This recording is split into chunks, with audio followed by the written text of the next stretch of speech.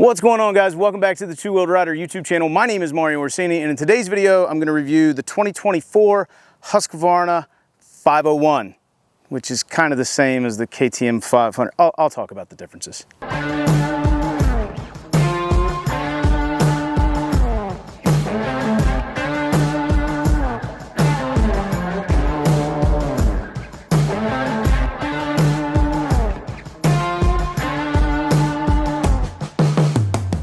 So I am super stoked to review this bike today. I've actually had it for a few days and got to do all sorts of riding on it, dirt, gravel road, a little bit of single track, a little bit of everything to test it out.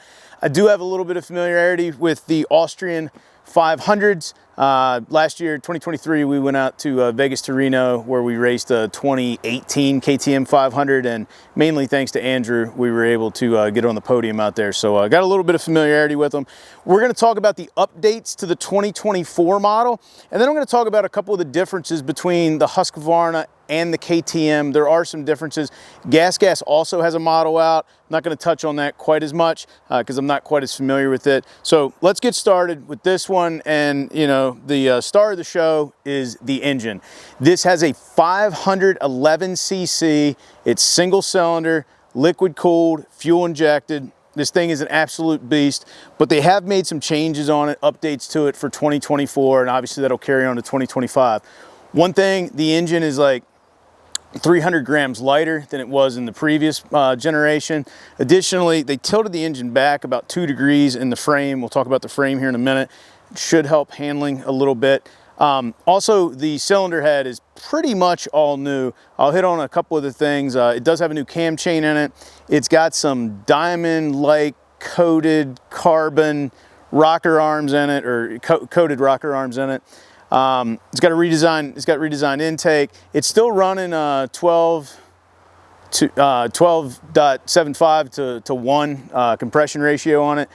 And yeah, I mean, they've made some updates to the engine along the way. It's just going to make this thing, you know, it's pretty awesome. So that's the star of the show. Now let's talk about kind of the rest of the bike. So if we go up here on the front end, we can see we've got, and we actually have DID rims, both front and rear, but we've got DID rim up front. That's a 21-inch spoked.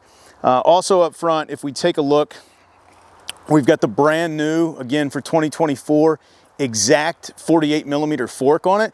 We have some familiarity with this because Noah's 2024 KTM 250 XCF has this pretty much same suspension on it. And I can tell you it's a really good suspension, and we'll talk about that as we ride this bike and tell you what I think of it. Coming back to the back, we've got an 18-inch DID rear wheel on it. Again, spoke. This is obviously a tube design. This isn't like some of the adventure bikes where they run tubeless. This is a tube design from the factory. Staying back here, if we take a look, we do have the new exact shock. Again, same kind of components that are coming on the new models that's now come over to the 500 models as well. So as we take a look at the rear shock, one thing that's going to be a little bit different than what you see on the KTM comes with what's called a PDS shock. That is where the shock mounts directly onto the swing arm. This one comes with linkage, so it does not mount directly onto the swing arm. It mounts with linkage, which we'll show you a close-up of that. Coming back up to the front for a minute, we're going to take a look at the brakes. This is one thing that, you know, I would have liked to have seen Brembo up front and in the back. They've gone with Brake Tech. Brake Tech is made by Brembo, but it's not, we're going to call it the premium version. I'll talk about how the brakes perform, but you've got the, on the front, I believe it's a 260mm rotor up front, and you got a 220 in the back. You've got a 6-speed transmission in this bike. It's chain drive, comes with a 520 chain from the factory. Also sticking, and they're obviously hydraulic brakes, which I kind of skipped over, and they're stainless steel brake lines. Still good stuff, it's just not Brembo. If you want Brembo, you got to buy the orange bike. Coming up here on the clutch, same sort of deal. We'll get you a close-up of this. If you take a look at the master cylinder up here, that is also Brake Tech. So yeah, that's where they saved a little bit of money. If we come back up to the front though, in addition to the new fork, we also have anodized CNC triple clamps. I'll show you a close-up on my KTM. It's got like the cheaper stamped metal. I'm probably gonna swap them out. So that is a little bit nicer on this bike. Also coming back to the back here, We got a brand new swing arm for 2024. It's hollowed out, it's lighter, it's trick. You also got a different axle that's new for 2024 too. Again, just a little bit lighter. All right, so let's talk about the frame for a second. The frame is updated. One of the things they did a little bit different on the frame is now the rear shock mounts in a slightly different place instead of directly to the tube. You'll see the way it mounts on there now. But kind of the biggest change for me is the subframe. And let me explain. Historically, KTMs have come with aluminum subframes. Husqvarnas have come with composite subframes, which is usually just a fancy word for plastic. What they've decided to do with this model is now it's a hybrid subframe. It's about 60%. They're not calling it composite anymore. Now they're calling it polyamide. Read that as plastic. 40% aluminum. So it's supposed to help with both the weight of the bike and the rigidity. You're kind of getting best of both worlds. So definitely a big change from, you know, historically how these subframes have been made on the Husqvarnas. Just a couple other quick things I want to go over real quick. They talk about how it's got the updated radiator cap. It's a plastic cap. I don't really like it as much as the old style setup, but it's the same thing that's on Noah's bike, and it's held up fine for the year he's had it, but I kind of miss the old spring-loaded one. You do have a couple of maps you can select on here. In addition to that, you also have traction control and quick shifter, which is pretty cool. The other thing I need to tell you guys about this bike, which I'll go into a little bit more detail as I'm doing the riding portion. Obviously this bike, you know, I think it's got about 30 hours on it. Tyler's made some modifications to it. You can see we got a different mirror on it. We don't even have a mirror on this side. Turn signals have been pulled off. Obviously check your local laws before you do any of these sorts of things. And he's got a couple little bolt-on things, and that, you know, like the rear disc brake guard, doesn't come standard. But the bike has been modified. Suspension's totally stock. He has changed the tires out. I'll talk about the tires that are on it. Obviously run whatever tires you want, and depending on what market you're in, it's probably going to come with different tires on it. The engine has been tuned. I'll get into all the details on that. I have ridden this thing in stock form, so I'll be able to give you a comparison. I'll also explain to you how, if you want your bike to run like this bike, I'll tell you how to get in contact with the right people. But yeah, let's go ride this thing. Let me start out with the negatives. After about 10 to 15 minutes on the road with this bike, I'm ready to get off of it. But that's not a knock on the bike. Let me explain. Dual sport motorcycles have arguably existed since the late 1960s. That said, most dual sports weren't particularly good off-road or particularly good on-road.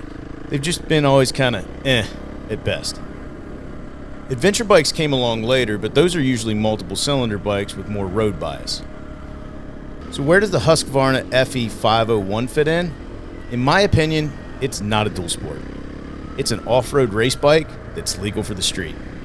So when I said earlier that after 10 to 15 minutes I'm ready to get off the road, it's because both the bike and I want to get on the trails, or at least some fire roads, because off-road is where this bike's at home and it's most fun. I'm sure someone's going to bring up seat height, and yes, the seat height is tall, but hey, it's a dirt bike. This beast weighs in at less than 20 pounds more than the Austrian's 250cc off-road only race bike. With the removal of the turn signals and some other bits, I'm sure it's weighing in at even less. For those that have ridden the Pierre Mobility Group's products in the past, you're going to find the cockpit and ergos will take zero time to get used to. You're going to feel right at home. The new front fork is money, on-road and off. I should note that the current owner and I are both right in the sweet spot of the spring. So be sure to check the spring rate, because the lighter the bike, the more sensitive it's going to be to your weight. When it comes to the rear suspension or shock, it's pretty good.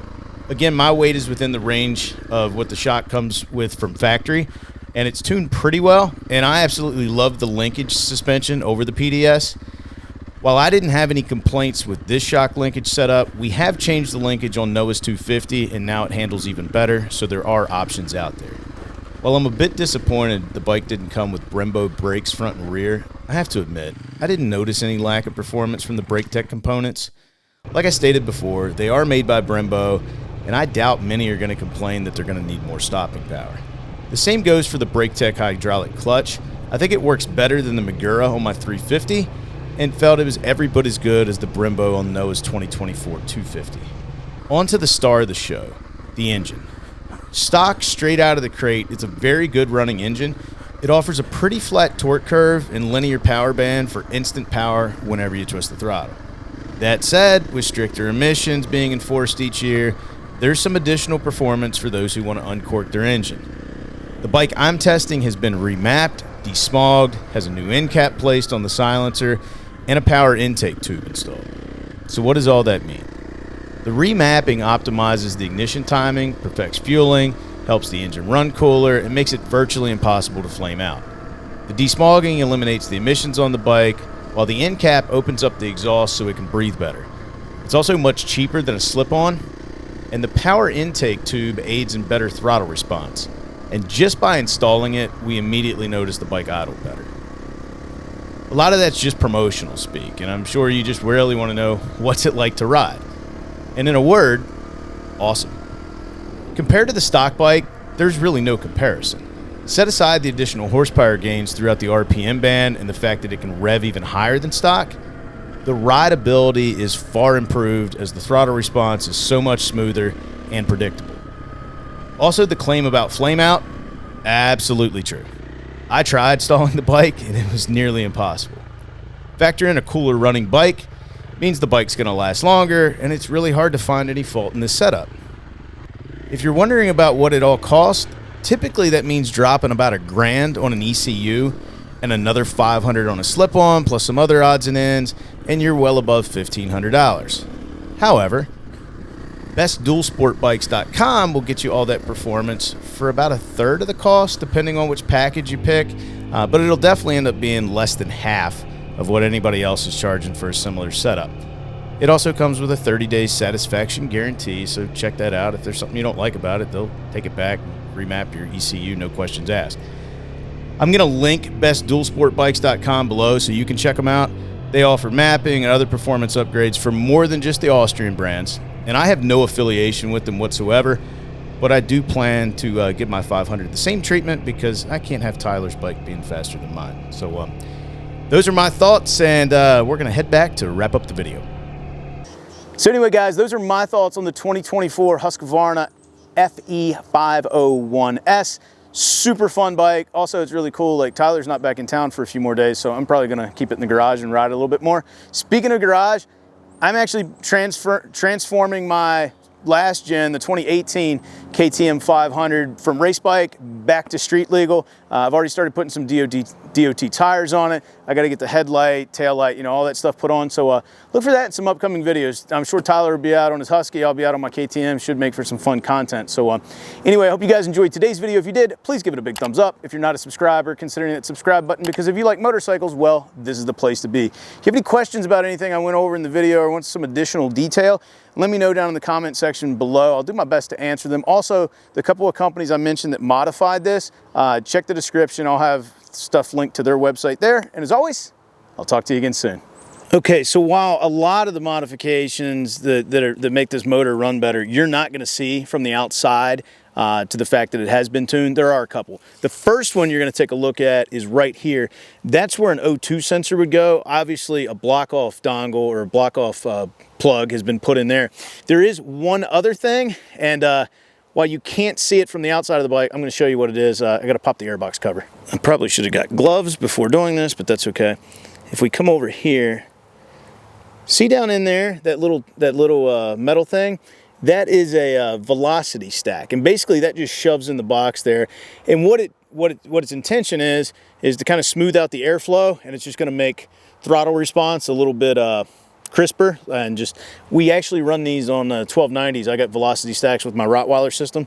But anyway, I just wanted to show you that. You won't see it unless somebody pops the airbox cover off and the air filter, but it's in there.